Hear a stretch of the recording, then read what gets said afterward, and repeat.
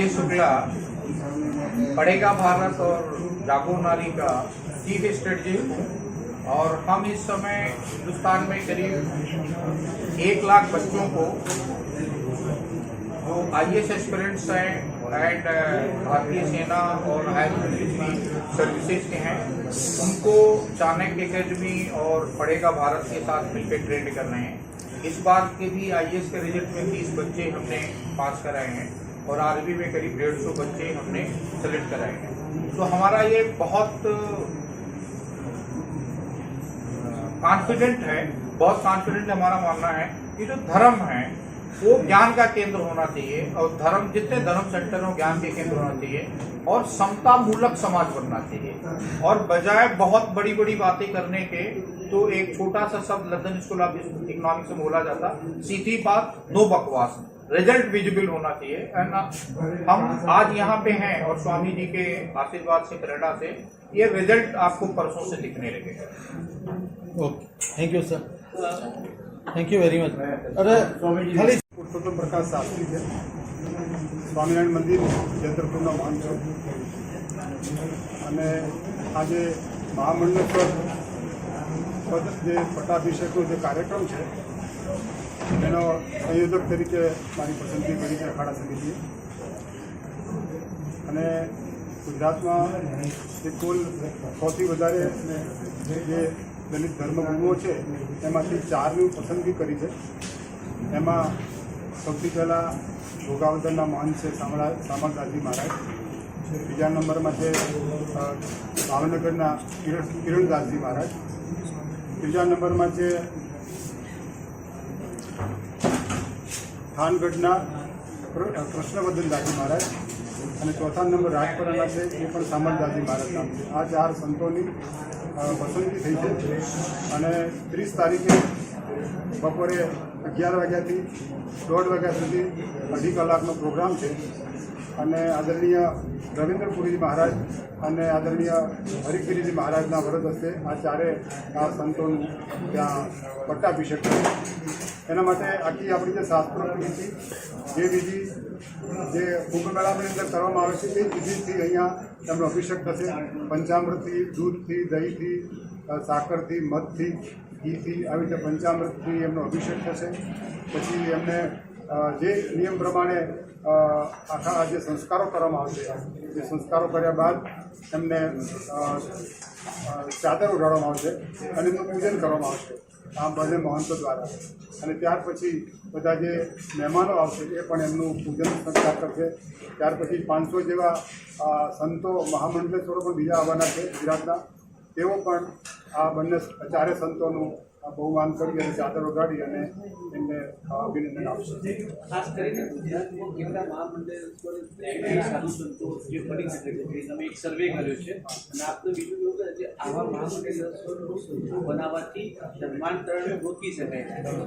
હા, હજુ આજે 100 જેટલા ગાદીઓના જે ગાદીપતિઓ છે એમાંથી હજુ જો 25ની સંખ્યામાં જો મહામંડલેશ્વરો બનાવવામાં આવે તો મારા ધાર્યા પ્રમાણે ગુજરાતની અંદર ઘણું બધું પરિવર્તન આવે અને જે સમાજ જે સમુદાયને અન્યાય થઈ રહ્યો છે એ અન્યાયથી બહાર આવી શકે।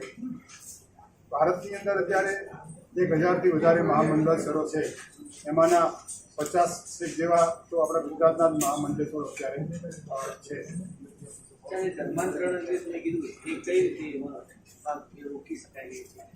એટલે જે સમુદાયને ન્યાય નથી મળતો ત્યારે બીજા ધર્મના લોકો એનો ગેરલાભ ઉઠાવે છે અને મિસગાઈડ કરી કે તમને અહીંયા તમને ન્યાય નથી મળતો, તમે અમારા પાસે આવો અમે તમને ન્યાય આપીએ। આવી પ્રવૃત્તિઓ તો તમે મીડિયા તરીકે જાણો છો એ ચાલતી હોય છે, પણ આ ધર્મગુરુઓના એના ઉપર વર્ચસ્વ હોય છે અને ધર્મગુરુઓ એને સાચી માહિતી આપી અને આપણા સનાતન હિન્દુ ધર્મમાં એ લોકોને જોડી રાખવાના એમનો મોટો ફાળો રહેલો છે। આ કાર્યક્રમ માટે ગુજરાત જ કેમ પસંદ?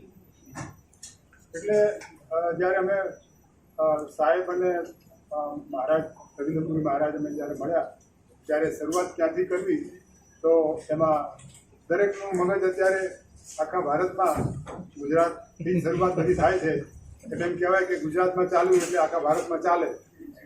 એવી એક માન્યતા ખરી. मतलब अभी गुजरात इरा चल रहा है इस समय ना, जैसा एक समय था इलाहाबाद इरा चल रहा था, फिर जब जयप्रकाश नारायण आए तो पटना इरा चल रहा था, अभी इस समय गुजरात का इरा चल रहा है.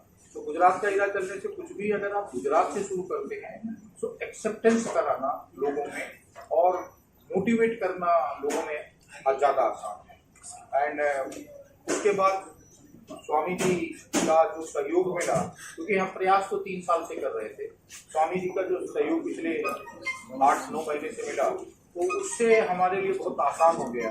क्योंकि हमारा पहला ये था कि ये सिर्फ हम एक टोकन नहीं कर रहे हैं कि हम बुला के और आपको पटका पहना दें और आप अपने विजिटिंग कार्ड पे लिख लो. हमारा पहला कमिटमेंट था कि आप महामंडलेश्वर बन के, महामंडलेश्वर आपको फील करना पड़ेगा, एक्ट करना पड़ेगा. मतलब आपको अपना जो धर्म सेंटर है, आपको जो अपना मंदिर है, उसको ज्ञान का केंद्र बनाना पड़ेगा. वहां से रोजगार, जैसे अगर आप देखें वीरेंद्र हेगड़े जी धर्मस्थली में साल का 6 लाख 7 लाख लोगों को रोजगार दे रहे हैं. ऐसे और कई सारे आचार्य हैं, कई सारे ऐसे मंदिर हैं जो हजारों लोगों को रोजगार दे रहे हैं. मतलब एक आचार्य, एक मंदिर की वजह से कारपोरेशन बैंक और सेंट्रल बैंक को स्कीम लाना पड़ा कि कोई भी आदमी अगर मंदिर में स्किल है तो उसको 25 लाख रुपए का लोन 6% पे दिया जाएगा. तो आज 8 लाख लोगों को लोन कर्नाटका, आंध्रा, तमिलनाडु में धर्मस्थली की वजह से लेना पड़ा. तो अगर धर्मस्थली कर सकता तो महामंडलेश्वर तो उससे बहुत बड़ा है. तो आपकी जो सबसे बेसिक समस्या है कि मैं इस गांव में हूँ या मैं इस कस्बे का हूँ और मेरे में टैलेंट है, तो बजाय मैं अपने टैलेंट को लेके मुंबई जाऊँ, बजाय मैं अपने टैलेंट को लेके अमेरिका जाऊँ, हमारा जो मंदिर है इसमें हम सब सुख दुख में जाते हैं. जब सुख होता तो भी मंदिर ही जाते हैं, दुख होता तो भी मंदिर ही जाते हैं. तो वो हमें क्यों ना ट्रेंड करे. एक मंदिर अगर कोई चीज को आवाहन करता है उसके लिए फंड जुटाना भी बहुत आसान है.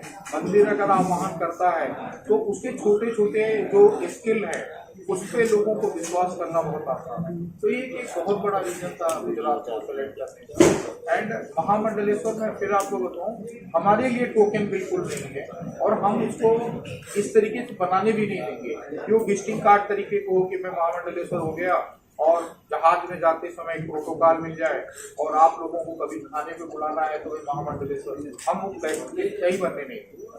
બીજું મહત્વનું એ છે કે તમે જાણો છો કે વિશ્વનો મોટો મેળો કુંભ મેળો, જેને મહામંડલેશ્વર પદ મળે છે સંત મહંતને, એ લોકોને ત્યાં એ કુંભ મેળામાં એ લોકો એક આશ્રમ બનાવવા માટે એક જગ્યા એલોટ થતી હોય છે. मतलब आपको जान के हैरानी होगी कि जब आप महामंडलेश्वर होते हैं तो कुंभ मेला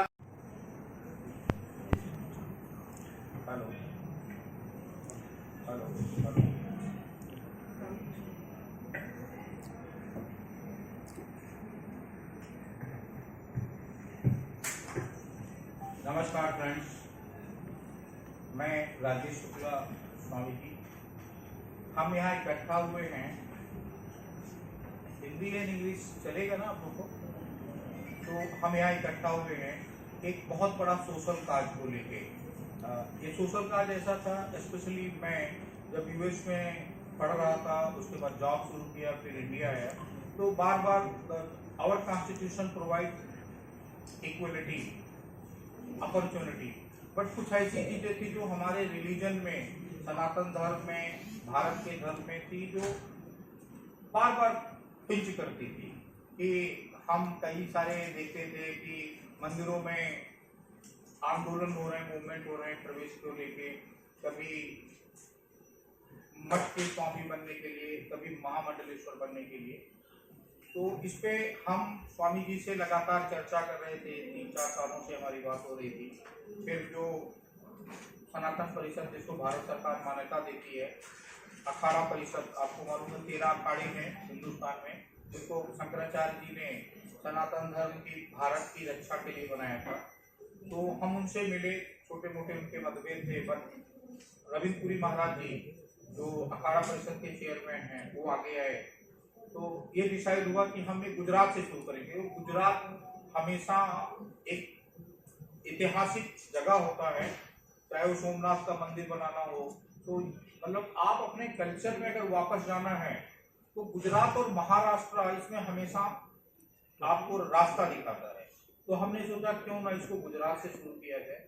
सो ये बहुत हमने बात किया बहुत सारे बड़े अनुसूचित जाति जनजाति नेताओं से, तो उनके आंखों में आंसू आ गए।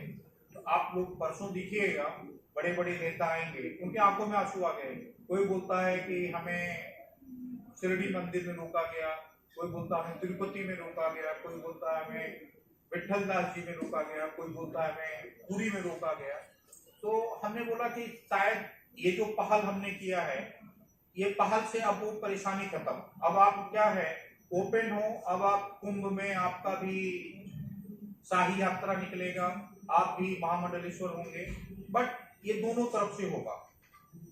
अखाड़ा परिषद आया है तो आपको भी अपने को थोड़ा ऊंचा करना पड़ेगा। मतलब आपको पारिवारिक हितों से, अभी अगर आप देखेंगे, स्पेशली मैं तो फील करता हूँ कि जो हिंदू धर्म के बहुत सारे मंदिर हैं वो क्रिएटिव नहीं कर रहे हैं। जैसे अगर आप देखें, हमारे पहले जो मंदिर थे वो ज्ञान के केंद्र थे। नालंदा था, तक्षशिला था, काशी था, ज्ञान का केंद्र था। दुनिया से लोग पढ़ने आते थे।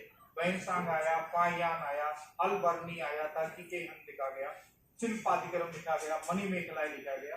तो बड़े बड़े रामायण लिखा गया अयोध्या में।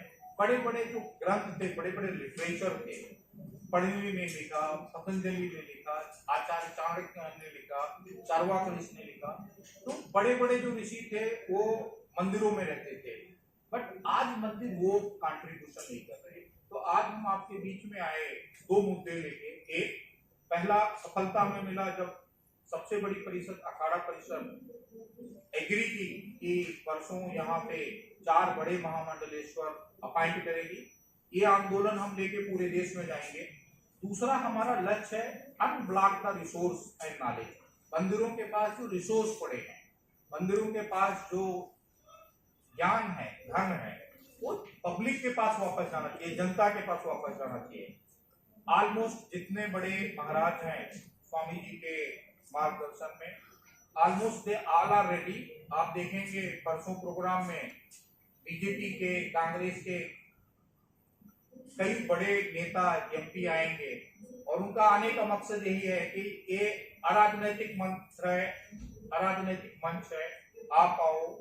हम लोगों ने अपने जिंदगी के, भगवान ने लंदन स्कूल ऑफ इकोनॉमिक्स में पढ़ने का मौका दिया, मैकेंजी में जॉब करने का मौका दिया, 12-12, 15-15 कंट्री की स्ट्रेटजी में पार्टिसिपेट करने को मौका दिया। स्वामी जी 4 साल की उम्र में संन्यास लिए, तो आज उनकी कोई इच्छा नहीं है। आज स्वामी जी की एक ही इच्छा है कि हम दूसरों से बेहतर क्यों नहीं। और गुजरात को इसलिए चुना गया कि गुजरात एक आज पूरे देश में मॉडल के रूप में जा रहा। लोग गुजरात को फॉलो करना चाहते हैं। इंडस्ट्रियलाइजेशन का बात होता तो लोग बोलते हैं गुजराती जैसा बनना। अगर मोरल की बात होती है, अगर इथिक्स की बात होती है तो लोग बोलते हैं गुजरात जैसा बनना। तो हम आप लोगों के बीच में आए कि आप लोगों को साथ लेके गुजरात से शुरू कर रहे हैं, महाराष्ट्र, कर्नाटक, आंध्र, तमिलनाडु, सब जगह जाएंगे। और इसके साथ ही एजुकेशन में आपको परसों बड़े अनाउंसमेंट देंगे।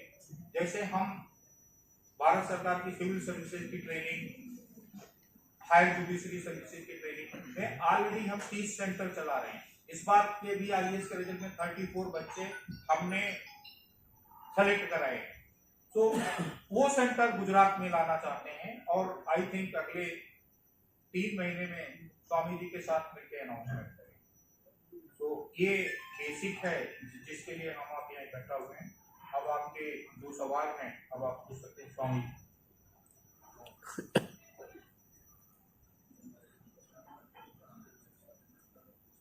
आदरणीय राजेश शुक्ला जी,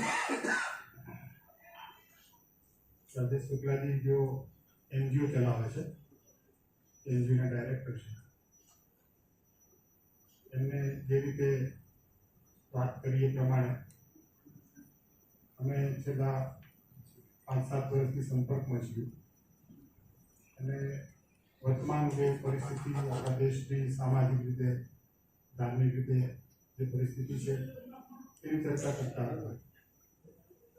એમાં એકવાર એવો એમને એક વિચાર આવ્યો